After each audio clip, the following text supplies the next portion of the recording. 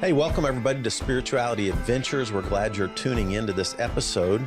We are a viewer and listener supported podcast, so we really appreciate you listening, watching on YouTube. We really encourage you to subscribe to whatever platform you're using. If you're on YouTube, hit that subscribe button, or if you're on Apple or however you listen to a podcast, be sure and subscribe. We greatly appreciate it.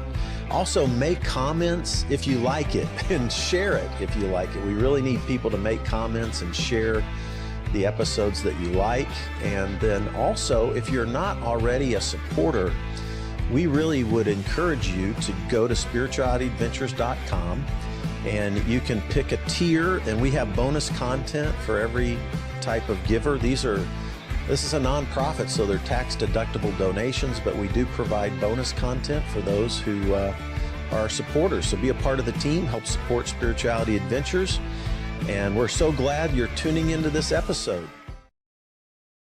All right. Hey, thanks everybody for tuning into this episode. I'm excited to introduce to you Janay Reliford. Janay and I only recently met in person just a couple of weeks ago at the Racial Justice Summit that was done at Independence Boulevard Christian Church. But prior to that, Janay, I had met with Pastor Michael Brooks, Dr. Nicole Price, Reverend Mindy Fuggerino, and Reverend Bob Hill, and myself. We were wanting to put together a MLK event on the Friday before Martin Luther King Day, on January 16th. And we were going to put together a panel, and everybody was saying that we needed to get Janay Reliford on this panel. And so I didn't know you. I hate to say it, but I did. So I said, tell me who Janay is. And so then I started checking you out and stalking you on all the social media stuff, right? And so I was like, oh man, I got to get to know this gal and woman. And then then I met you in person. And I was like, hey, cool. So, yeah. So, Janay actually has an amazing story, and she is helping lead several different organizations here in Kansas City. And I want to get into each one of them, Janay. So one of them is Kansas City Reparations Coalition. One of them is C.H.O.I.C.E. One of them is, am I right, Yvonne Stark Wilson Park. Are you still working on that? We can get into that one, but Okay. so I was assisting with fundraising for that park through AmeriCorps. I was in AmeriCorps Vista just for like a year. Okay. But It's the two that primary. park, that part, I'm not done with that because the camp that I I shared that my ultimate goal is to build this fun park. Well, the history of that park, it used to be a national destination for African Americans all across the country to come for entertainment and amusement because we couldn't go to other amusement parks. So it was called Liberty Park. Okay. Yes, and so this historic Dunbar area is like over 100 acres of land there. Hmm. And so that is where I am looking to build. Wow. Interesting. Well, let's first give us a little bit of your background story, kind of like your story of origin. Where did you grow up? Where were you born? Tell us a little bit about your family of origin. Give us a little backdrop to Janay Reliford. Sure. So where do I always start with the passing of my mother. My mother passed away when I was 15, and I'm the oldest of four. Um, my youngest sibling, Sade, no, my youngest sister, Lindsay, was just 5 months old when our mother passed away. And my sister Sade was one, my brother was four, and I was 15. And none of the dads, there's three dads between us, and none of them were able in position to take us. So our grandparents came and got us. And I always share this story about my mother and her passing two significant things. Of course, she was a beautiful person and mother, but two things that stand out to me that she did before her passing was, first, she gave me a solid spiritual foundation. She taught me about Christ, even though she wasn't searching as far as her belief in Christ, but she was like searching the different avenues to him. She was searching Jehovah's Witness. She was searching Yahweh. Like, I just seen her um connecting with all these different religious groups to try to find her way. But she always um spoke about Christ, and she always shared a love for Christ. Um, and so today, that is what's kept me more than anything, is my own, her sharing that with me, and then my own personal journey with him. But the other thing she did was she signed me up for a scholarship program, like literally the year before she passed away. She signed me up for Project Choice through the Kaufman Foundation. So that afforded me to go to college. And I got my bachelor's degree in social work through the Kaufman Foundation. And then I was able to go on and get my master's degree in social work administration at KU. I did the Edwards campus, and I was able to get a scholarship for that as well. It was the Ena Calkins Scholarship. So I basically had full ride scholarships for my undergrad and my master's degree programs. I uh, became a teenage mom after losing my mom. Like, me got pregnant immediately. The same month my mother passed away, I got pregnant. Wow. My first time having sex. And I My moved away gosh. from my grandparents. Yeah, yeah. I always make sure to stress that to the young people. First Yeah, time. Oh my goodness. yes. Wow. And um, so became the teenage mom, um, but stayed in school. And so I have two sons, two adult sons now, Ronald and Devon, and I have three grandchildren, Mm. Tristan, Rose, and Ruby. Mm. How old are they? So Rose is the oldest. Rose is 11. That's Ronald's daughter. And then he also has Ruby. So Ruby's just a little, she's probably 13, 14 months. And Tristan, he turned 1 the day after Mother's Day. So, I'm not keeping up with the months, but he's 1. Mm. So I have two 1-year-old grandchildren and an 11-year-old. Wow. Wow. That's awesome.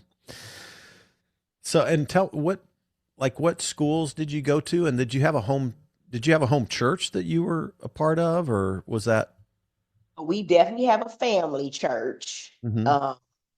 And I've been exploring as far as having a home church, Yeah. but I grew up with Christian Tabernacle Church. My uncle, um, Emmanuel Newton, was a bishop, and so I grew up in his church, Okay.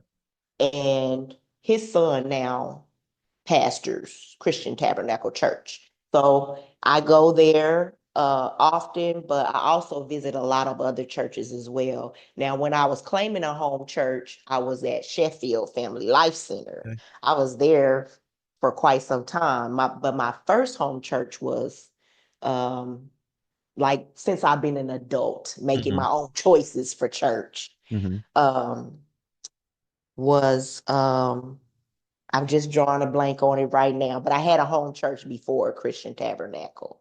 Okay. What was the other question you asked? Well, just the schools that you grew up as Well, well. the school is significant because, as I shared, my mother signed me up for the scholarship program through the Kaufman Foundation, Project Choice. And so Westport, I did middle school with Westport and high school. Okay. So that I got signed up for Project Choice in middle school in the 8th grade, and graduated from Westport High School. Okay. So you're a Kansas City native. I am. Yeah. Good stuff. All right. Well, so let's get into which one do you want to start with first? Kansas City Reparation Coalition or C.H.O.I.C.E? I want to do a deep Start with dive Camp onto both of Choices because these. that's first. Okay.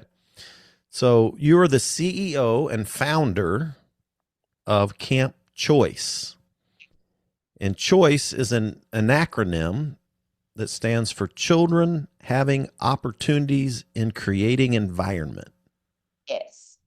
So tell us about when did you start this? What's your vision for it? What's your mission? Help people understand what Camp Choice is all about.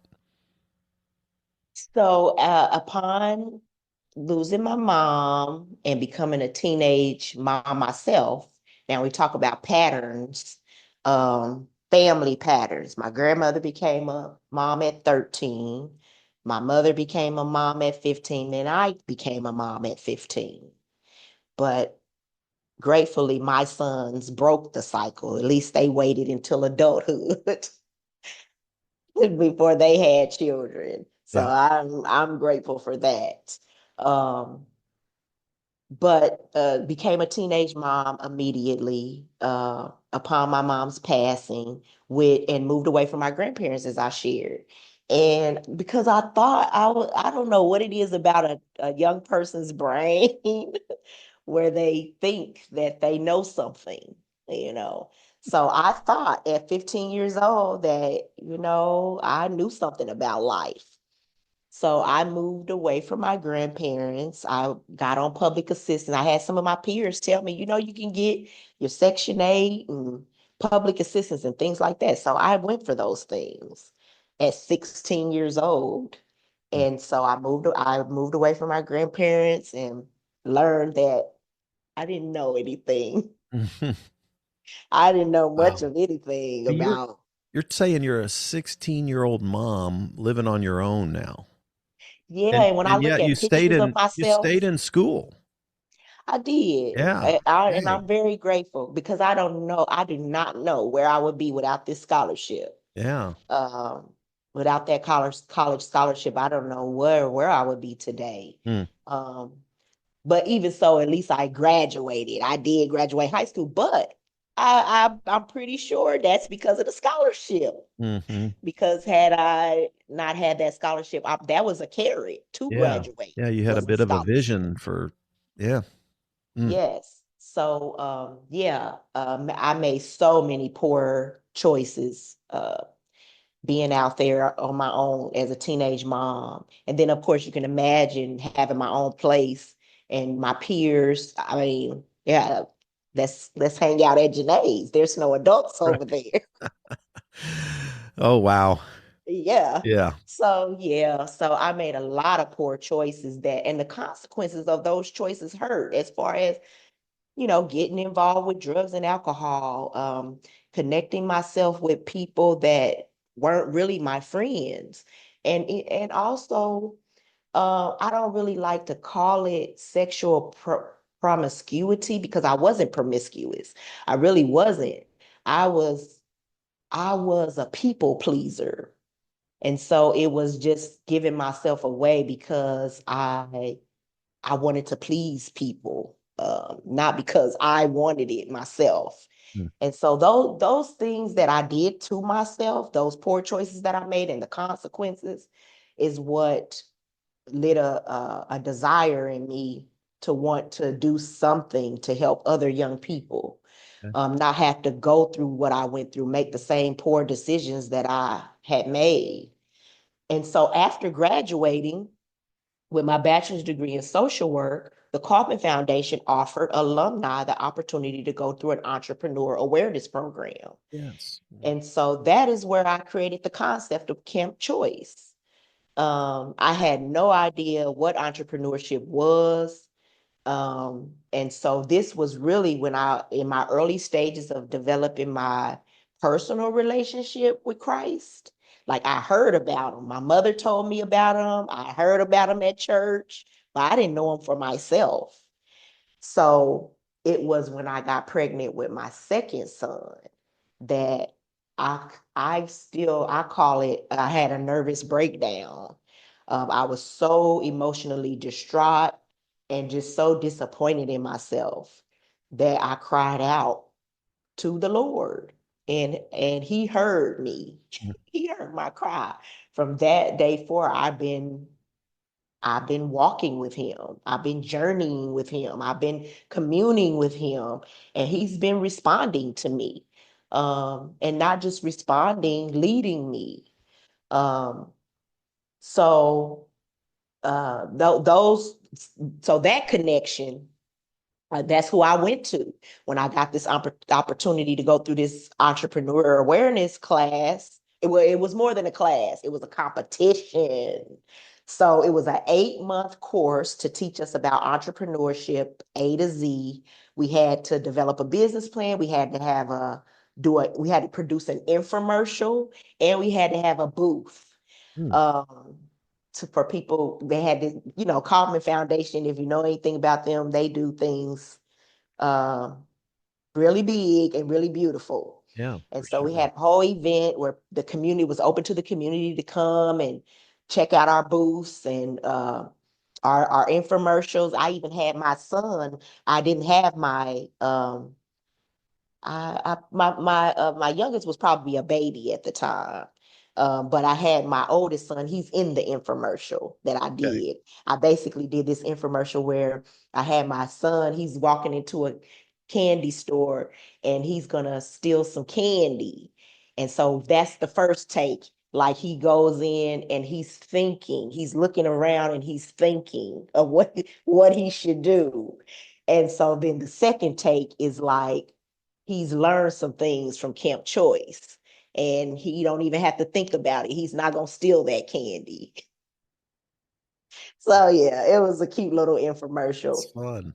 But in my prayer to God, that's how I didn't know what entrepreneurship was, that I didn't know what business that I would create. Hmm. And so I prayed to God about it. And it really, literally, I still say it fell. It came down upon me. Hmm. Camp Choice, children having opportunities and creating an environment, meaning the choices we make create the environment that we find ourselves in. And it's not just our own choices. Our personal choices don't only just impact our lives. Our choices impact the lives of others. So we really have to be careful about the choices that we make. So that is the business that I cultivated through that entrepreneurship program. Now going into it, I thought, as a social worker, only knowing not for profit, I thought Camp Choice was going to be a not for profit, but God took me a different way, and Camp Choice is not a not for profit. It is an S corporation Okay. because entrepreneurship as a Black woman was very important. I learned, that we don't own enough, and ownership is, that's the way to wealth. Hmm. Uh, that's the way to bring yourself up out of poverty. And so ownership was very important to me. So I went the route of S corp, as well as just the experience that I had with not for profits, and seeing that um, the board, even though boards are seated to help, to grow, to lead, to guide the organization, I was seeing a lot of that boards were in the way of the growth, Yeah. of organizations. And I knew that what God gave me, and when God gives you something, like he is crazy, it's things that he tell you to do are a lot of times outside of the normal uh thinking that people would have. Hmm. He calls you to do things that are outside the box, that seem impossible. And I knew that these things that God was calling me to do would be hard for a board to agree to. So it was better for me to go at it as an S corp rather than a not for profit. So yeah, I go through Remind this people, entrepreneur awareness um, program. I remind use people Camp what the Choice. difference is between a nonprofit and an S corp. Just just So briefly, yeah. yes, so As a not-for-profit, I wouldn't have ownership. So Right. not-for-profits are public entities. Nobody owns those. The public owns not-for-profits. So and you have to seat a board that governs the the work of that not-for-profit Mhm. and the leader. So I actually had met. So like I'm speeding through a little bit through what happened with this business plan competition because I thought I was going to be the winner, but I wasn't the winner. And so after the business plan competition and I didn't win, I was distraught, I was hurt, and I had to prove a point. So I went and started networking with people in the community to see what can I do to show that this is a viable business. Um, and it was like a $20 million project. So I had got referred to Jim Nunley. If you're familiar with who Jim Nunley is, I don't know him personally, but they I call know him of him. Yeah. Granddad. Hmm. Yeah. Yeah, and so he was all at that time, he was a board member at Samuel Rogers Community Health Center. So I shared my business plan with him, and from him looking at my business plan, he said he thought that I would be a great candidate for this grants coordinator position with Samuel Rogers Community Health Center. I had never wrote a grant, Okay. but that business plan got me the job. And so, being the grants coordinator for Samuel Rogers, I learned that the founder, Samuel Rogers, was fired by his board. Yeah. And what? I got fired by one of my boards too. So anyway. Yeah, and I didn't know that was possible. And then I met a gentleman named Jerry Meadall. He's passed away now, but he founded a organization called Anger Alternatives. I think it was Anger Alternatives or it was Anger Options, one or the other. But he ended up getting fired by his board and he had to change the name of Hmm. his company. Basically, he went for profit, which is called social entrepreneurship. Hmm. I never knew anything about social Yeah. entrepreneurship. That was my first experience learning how entrepreneurs could take a social mission and, do their business. So Which is the that S is what corp I category. that Yeah. changed me because Right. I in that competition Camp Choice was a not-for-profit in my business plan, but those experiences diverted my way. And so I actually got help through UMKC School of Law to understand the difference between for-profits and not-for-profits Hmm. and even LLC versus Hmm. S Corp or a Right. different model. Yep. Yep. And so I ended up going S Corp in Okay. 2006. Okay. So, so what was your, give us what's the vision for the, I mean, you mentioned about helping young people make better choices in the environment they live in, but give us, unroll this thing for us. What does it Oh yeah, do? What it's are the pretty exciting. programs? Do you have staff? Uh-huh. How do It's you, pretty how do you make exciting. money or raise money or what, all that stuff? Tell us about it. Yes. So I registered myself as an S Corp in 2006. And I was just doing like um life skills activities with young people here and there. But in 2011, I actually had my first weekend retreat. That I was trying to show the public what the fun park would be about. So I played this game with youth called the Camp Choice Game of Life. And until I build this fun park, because the fun park is going to be designed off of this game that I play with the young people. But I rent out 3 Trail Salvation Army camp because that's the only camp that I've been able to find that's local where I could play this game because I have to rent stepping stone lodging. So when the young people come to camp, this is meant to be a week-long experience, but I've only been able to do them in a weekend.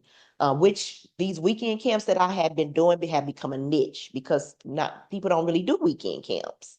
Um, but when the young people come the first day, they get a profile. They randomly draw a profile, just like in life. We don't get to choose the family we're born into, the environment we're born into. So they randomly choose this profile that has different demographics. It'll have an income that which could be they could be on public assistance, or they could have a high earning income. They could be a different race, to show them that you can have a different experience in this country based on your race. They could be married or single. They could be a non-custodial parent versus a custodial parent. It's just giving them all these different dynamics your life could take on depending on your choices and depending on circumstances that are out of your control. Mm-hmm. Um, and so that profile determines the lodging they can afford to stay in the first night. So I rent out lodging that represent low income, middle income, high income, your class system. And so then the next day they get 3 challenge cards throughout the day that'll have a poor choice, a positive choice, or a circumstance out of their control. So they have to manage their budget. These cards have scenarios on them that it could be a plus, a surplus, or a decrease in their income. And so they have to manage this budget. And then they go through obstacles, and these obstacles that they go through, like they're being judged, they're team building obstacles. So they're being judged on if they're paying attention, if they're playing as a team. Um, and then that lowers or raises their income. And so by the end of the day, that Saturday, we tally up their income, and they can either maintain their lodging, move to higher level, or have to move to lower level lodging.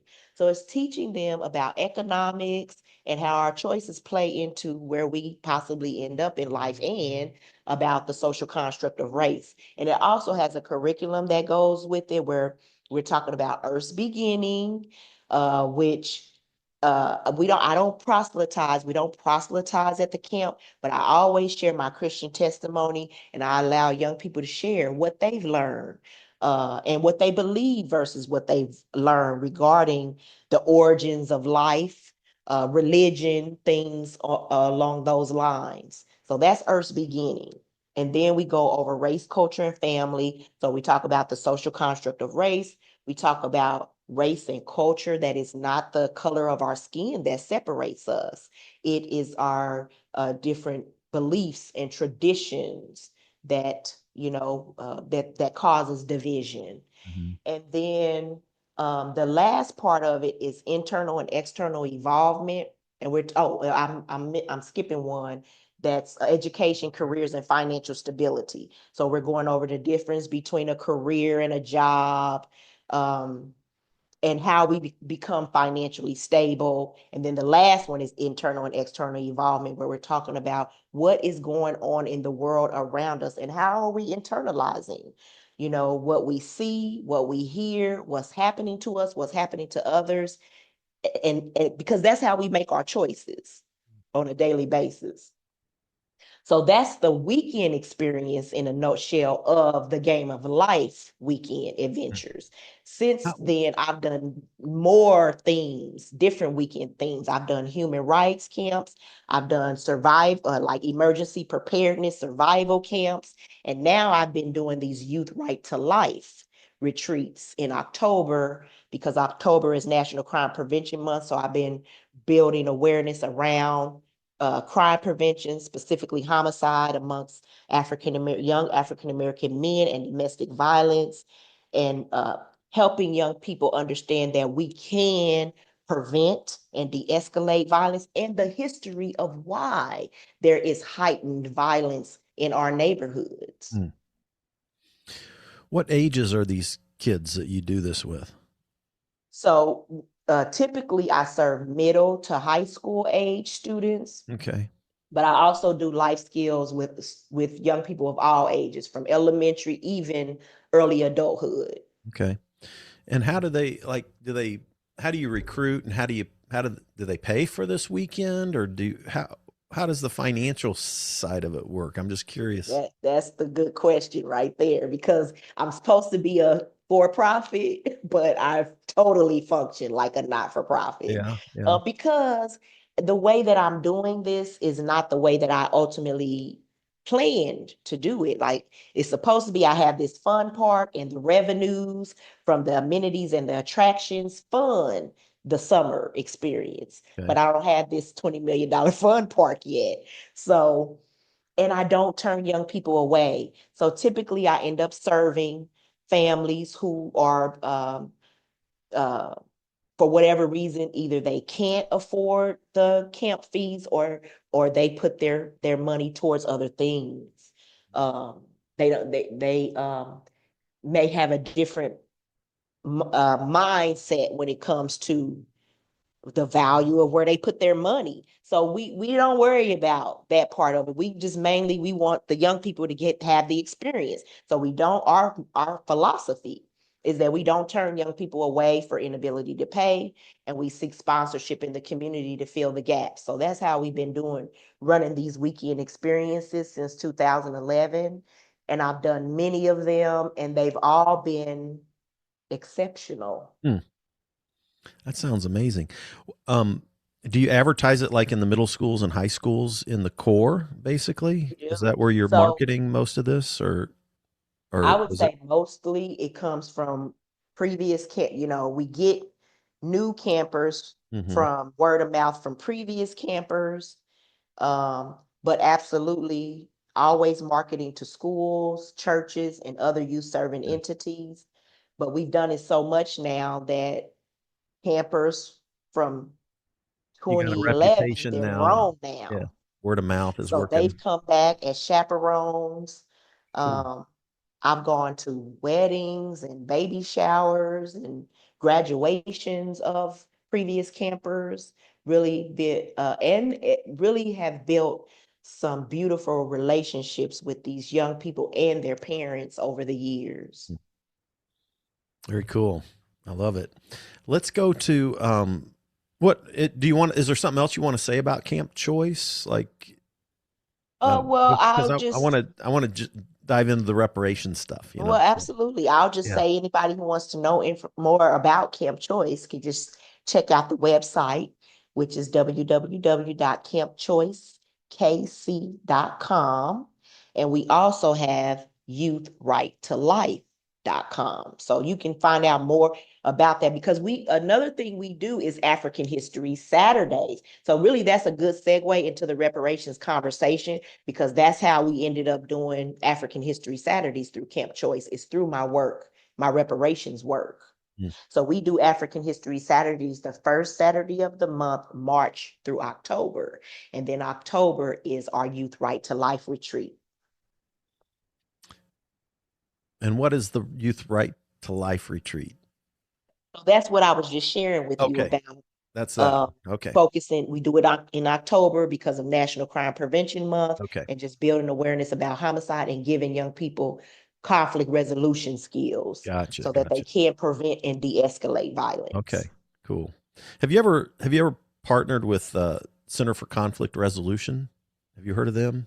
I'm very familiar with them. I've never had a partnership with Okay. them, but I'm familiar with their work. Okay. So who we work with to do our conflict resolution sessions is the National Black United Front Kansas City chapter. Okay. All right. I love the restorative justice movement, and that work and stuff like that. And I think it pairs up well with reparations to some extent. The restorative justice thing. So yeah, so let's talk about reparations. I mean, my a lot of people that might be listening to this are probably white, and so at least the majority, a big majority, and They think they're white, so yeah, they think right. The they're white. socially constructed white. Okay. But reparations is such I mean, this is a concept I think that's been around for a long time for historically. Um, I mean, even biblically, in some cases, but I still think there's so much ignorance in the larger population of America that reparations is a very foreign concept to a lot of people, right? So let's talk first about what is reparations in just the big picture. Then let's dive what is Kansas City Reparations Coalition in particular, and then what are we wanting to accomplish through that here in Kansas City? So Absolutely. Well, I mean, the simple definition for reparations is repair for harm. Um, so we're talking specifically about the repair of the harm of chattel slavery, which uh, it's not, the reparations work is not just about the era of chattel slavery, because there are legacy harms, as you know. We the descendant, the enslaved and descendants, we have never become, we've never been repaired. We've never received any form of reparations. Um, and the harm hasn't ended. So when people say, why are we stuck on enslavement? Or you were never a slave, so why do you need reparations? I implore people to think about things from a perspective of legacy. Um, so upon emancipation, those former enslaved went through a period of involuntary servitude where, I mean, they didn't receive any monetary reparations, although they were supposed to get that 40 acres and a mule. And actually some families received land that they ended up having to give back, which I cannot even imagine that trauma of enslavement, first of all, and then to think that you're going to be healed, receive some healing or compensation from that, and then get that snatched from you as well. But so 40 acres and a mule that was promised got snatched away. And so these former enslaved, they didn't have anything. They had nowhere to go. So a lot of them stayed on their former enslavers' land. And supposedly it was supposed to be in an agreement where they worked the land and they will be get compensated for that, but it never ended up being fair. It was always still they owed. Um, it wasn't a fair system. So even then, upon involuntary servitude, then we also know that there was Jim Crow, where redlining was instituted. We were kept from building wealth, and also along with the being kept from building wealth, we were still like in an being seen as criminal. That's really where policing was created, um, to to uh, to to keep Black people from being able to, stick them on their former enslavers' land, and as far as well as to just keep us from being able to have our own things. Um, so we went through that period of extreme policing, that we're still in today. Redlining, that if you take maps from the era of Jim Crow and redlining and put them over areas of urban core cities today, there's not a lot of difference. right. Um, so, and now we're in the era of enslavement, of mass incarceration, where enslavement is still legal, as under the 13th Amendment. And as you know, Blacks, African Americans, we're disproportionately represented in the penal systems. So this is why we fight for reparations, and all of this, this trauma, that generational trauma that we've experienced, has caused a lot of mental health issues that stem from lack of identity, us not knowing who we are, and then also just being stuck in poverty.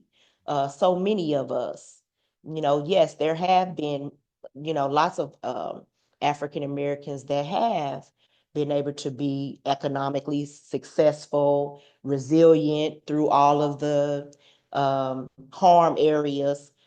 But all of that has to do with environment and who was in their corner to help them to be resilient and scale, um, to escape the oppression that still exists today.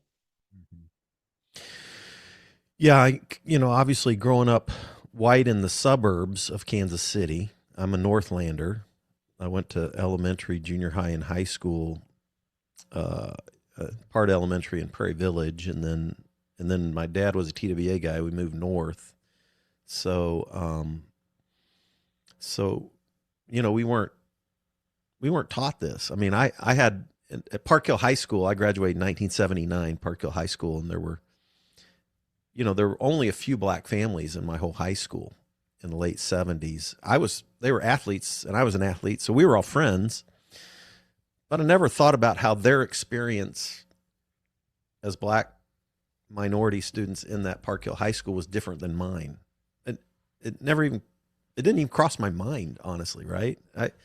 I've had to learn so much about the things that you're talking about through friends of mine, that being friends with black pastors and black friends, and hearing their stories and listening deeply to begin to see a picture that was never painted for me as a white person growing up in a white suburb about the Yeah. experience of.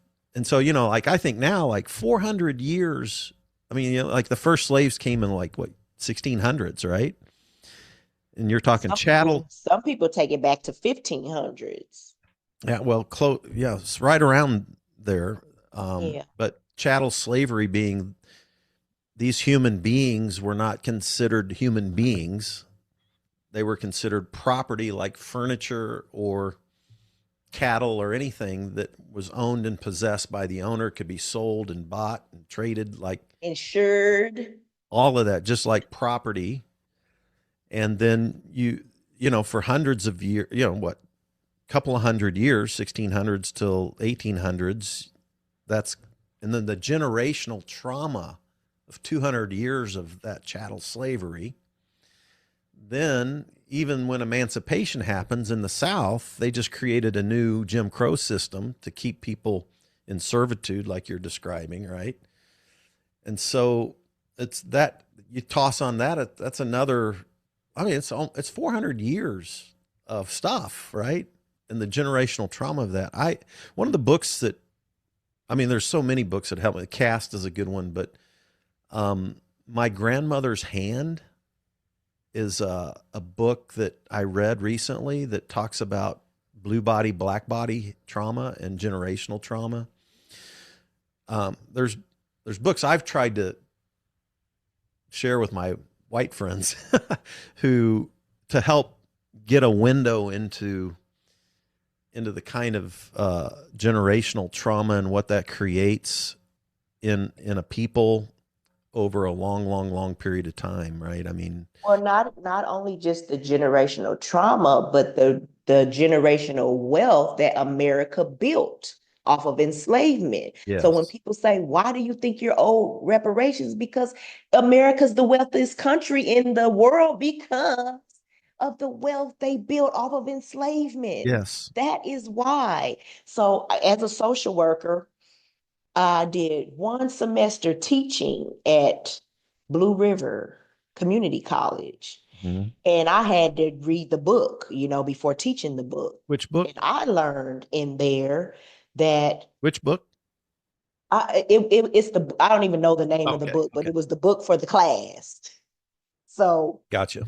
yes, in the book, it was talking about how if you grow up in a family that is in poverty, there's like almost an 80% chance you'll remain in poverty Hmm. for the rest of your life. And Hmm. on the flip side, it's the same statistic that if you grow up in a family of affluence, it's about that same percentage that you'll stay in affluence Hmm. for the rest of your life. Yes, So when you think about things from a legacy standpoint, I don't yes. understand why anybody could say reparations is not owed to us. Hmm. Hmm.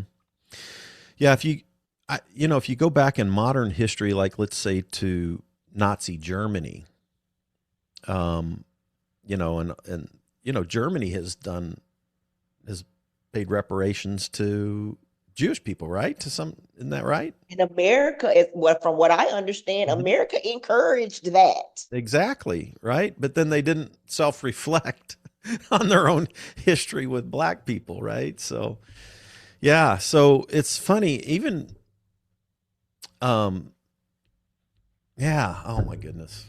My brain is racing on so many things. But yeah, repairing harm is a biblical concept. When I've been in the recovery community for a while. One of the things I had to do was to make amends because I had wrestled with some addiction issues. And so one of the things I did in the 12 steps was make amends to the people that I've harmed. And that's a biblical principle, It right? is. And was that not therapeutic? It was good for me and it was good for the people that I made my amends to, right? So there you have it, Fred. When people say, well, Yep. what's in it for me?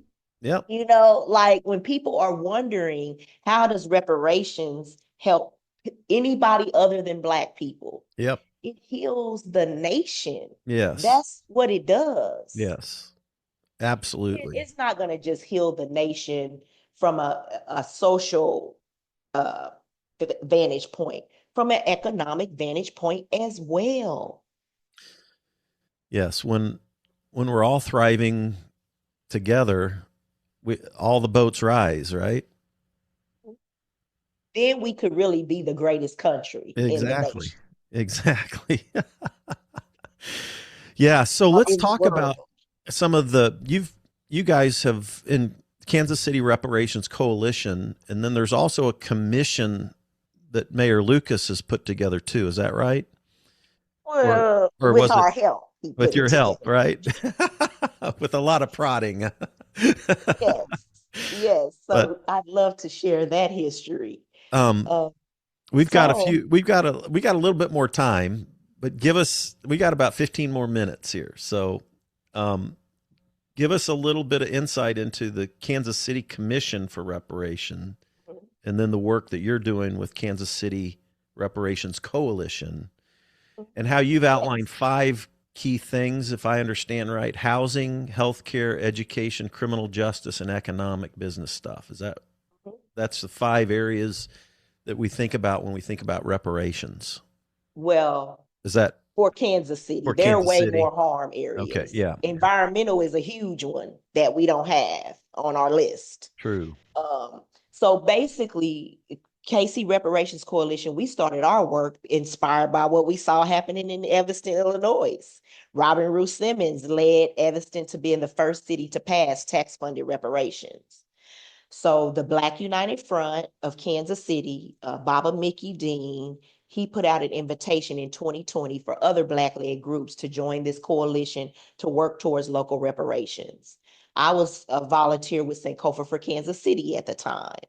Other Black-led organizations that got reached out to were Muhammad's Mosque 30, SCLC KC, Urban Summit KC, Urban League of Kansas City. These are the groups that make up KC Reparations Coalition. We had a couple of others in the beginning that are no longer at the table now, but we started out connecting with our local council people. Councilwoman Melissa Robinson, she helped us draft a resolution in support of HR 40, which is the national reparations legislation. That resolution passed through city council unanimously to say we are in support of HR 40. So that encouraged us to go for the commission. Now, at the time, we didn't know, but Mayor Quentin Lucas was a member of MORE, Mayors Organized for Racial Equity. Who knew? That was like a best kept secret or something. Hmm. So when we found that out, we connected with him and we let him know about the work that we have been doing for a couple of years, because by that time we're probably 2022 now. Mm-hmm. So we had let him know about the work we had been doing and that we were the group to help him reach his goals for Okay. racial equity. So that's when we started the work towards the commission. So KC Reparations Coalition, we split ourselves down. This is the work we did before we even got to the mayor. We split ourselves up into subcommittee groups. That's where the harm areas came from. Okay. So we split ourselves up into those subcommittee groups: education, housing, health, public safety, criminal justice, and we documented what we believed the harms were, who we believe were culpable for the harms, and even Black-led entities that we believe could be the remedies Mm. to repair harms. That document is what became the ordinance for the commission. So the commission was seated in 2023. Sadly, it was seated without funding.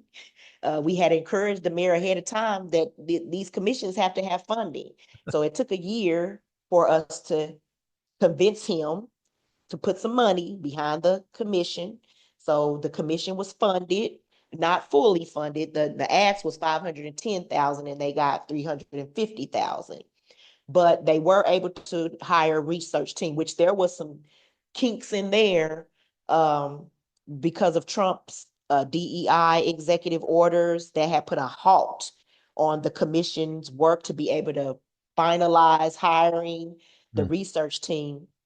But Baba Mickey Dean, he's a retired attorney. He rallied up his uh, networks in the legal field and reparations movement, and they wrote a letter to the city legal department, and that freed us up for the commission to go ahead and hire that research team. So we are well on our way to seeing some actual Mm. harm reports Okay. come out of this commission. So this research team has 12 months, I believe it is. It was originally 18 months that they were supposed to have, but that 18 months passed last November. Um, but now we're on the road to the harm reports, which once those harm reports are complete, they will be given to city council to vote on, which is why public engagement is critical. And that is the role of KC Reparations Coalition, is to be educating the public on what reparations is, what it isn't, so we can build more allies. So when these harm reports go before city council, we'll have the public backing to push those proposals forward if there's any opposition. Mm. Okay. Yeah. So, just to put a little plug, our plan, Lord willing, if this all comes together, is Spirituality Ventures is going to just help put together this MLK event. We're going to do it at Pastor Brooks's church. This will be Friday night, January 16th. And so far, Mickey Dean and yourself, and I think, do you know Edgar Pelosius? He works with Latinx education stuff, and I think him, and I'm trying to think. I mean, maybe Holly McKissick. They're going to be on the panel, and Dr. Price is going to kind of conduct the panel, and so, and it's really a part. It's trying to help educate people in Kansas City on the work that we still need to do. Mhm. That's the work that you've been doing, that you've given your life to, right? Yes. But we're trying to broaden out that this, the understanding and education part of this, because I think, we've got to get white people understanding why this is so important and why all boats can rise together if we create justice for all, equality for all, opportunities for all, and do the work of repairing the harm that has been done and still lives in this generational trauma, and the economics of that, the health, all the environment. Like, anyway, No, I there's so wish I much could to it. understand. I wish that I could understand the resistance. I wish that I could understand why so many whites are not for reparations. But what I resolve to is that it is ignorance. Yeah, And if they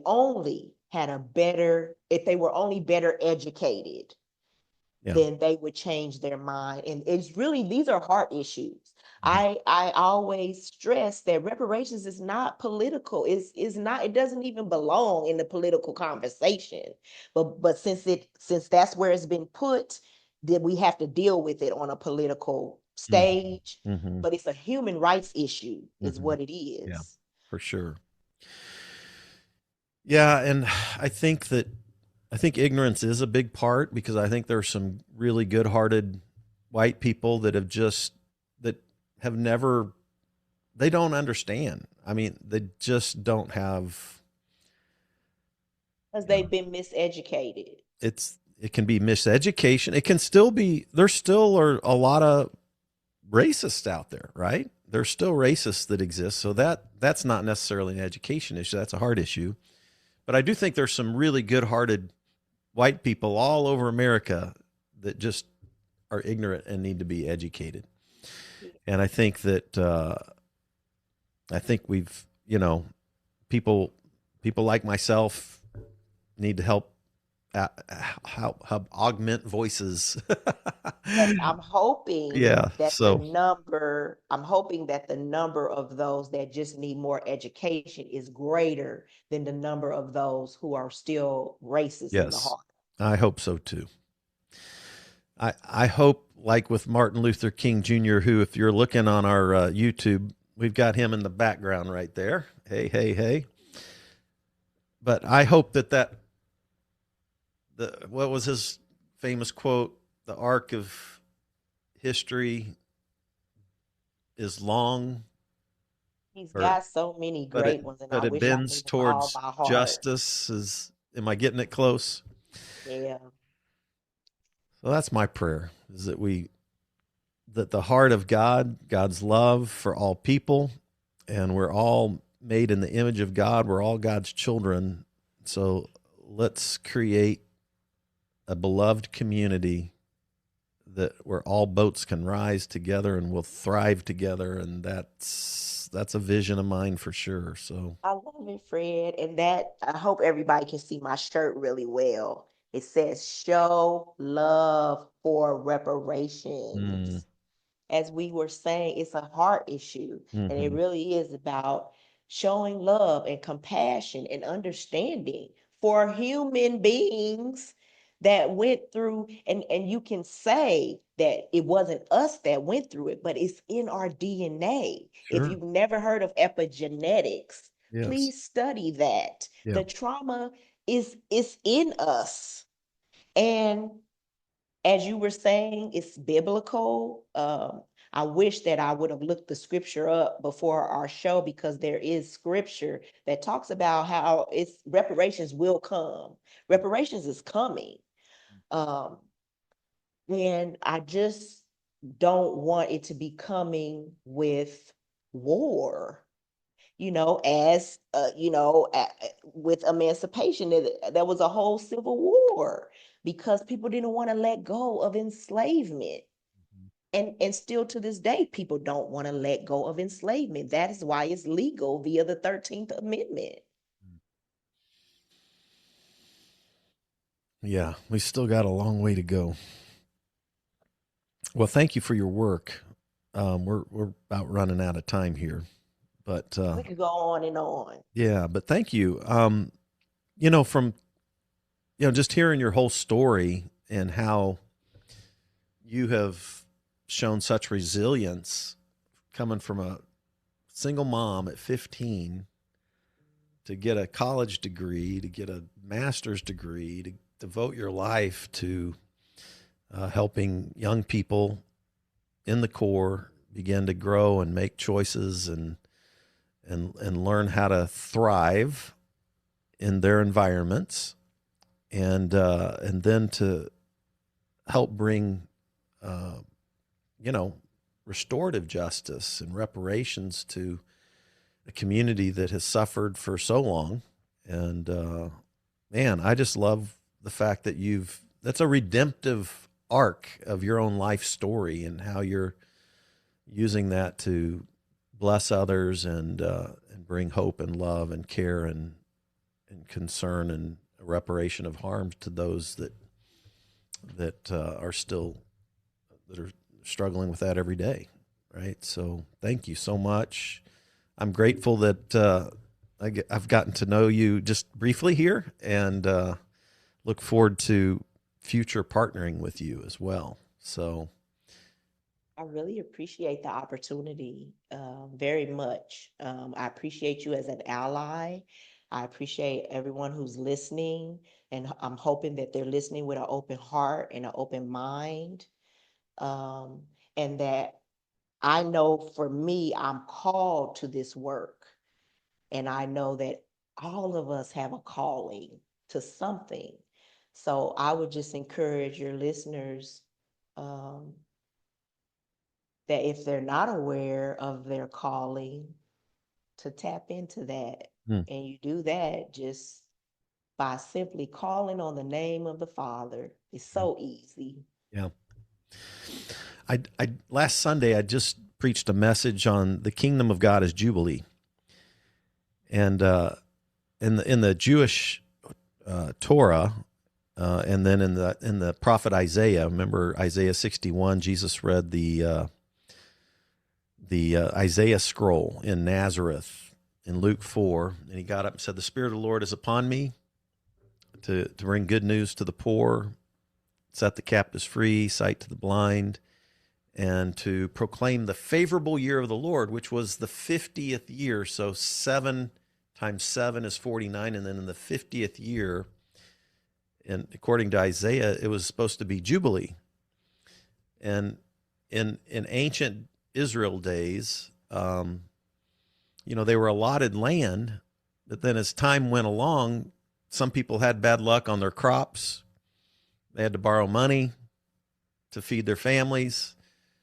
And then they couldn't pay their debts, and so they'd go into debtor's prison, and they'd lose their land. So the rich got richer, and the poor got poorer, and they got thrown in. So Jubilee was a new beginning. It was a reparations of sort.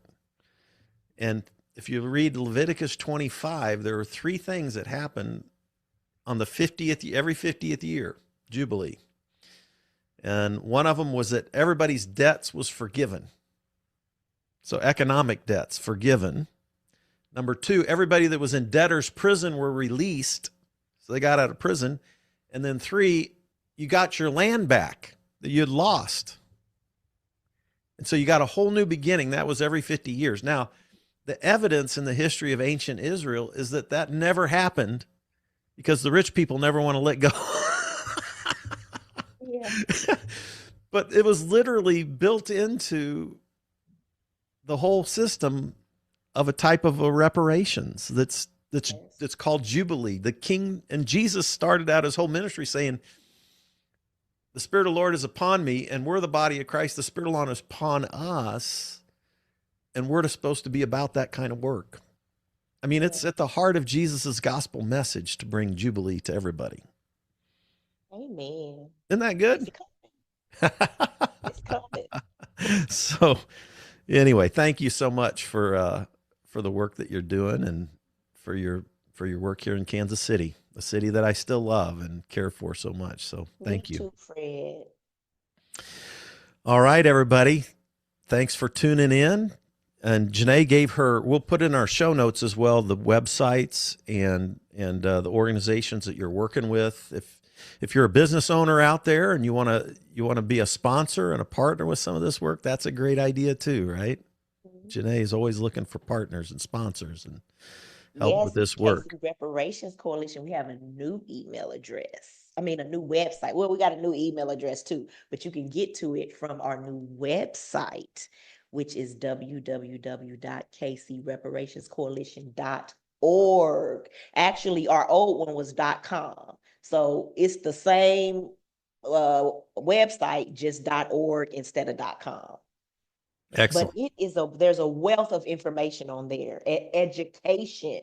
There's a wealth of education on there. So I encourage people to please visit our website. Excellent. All right, folks. All right. It's the work of Jesus. It's the good news. It's the gospel. So we gotta jump on board. We need everybody doing this work of the kingdom of God and Jubilee. All right. Reparations in this generation. There we go. I like it. All right. God bless you. Thanks for tuning in. We'll see you next time. Bye. Hey, you made it to the end. Thanks for listening all the way through on this episode. By the way, if you're not already a supporter, go to spiritualityadventures.com, sign up for one of our monthly supports, and you will receive our bonus content. You'll receive lots of interesting information about our guests. Many of our musicians will do special bonus songs and record a song. So I want to encourage you to do that. Thanks for listening. Thanks for watching. Be sure and subscribe. Be sure and share any of the episodes that you like. And be sure and make comments if you like them as well. This helps us get Spirituality Adventures out there to more listeners, more watchers. So whatever platform you're using, subscribe, like, share, make comments, and go to our website, sign up for our team, and be a part of the team support. Thank you so much, and we'll see you next time.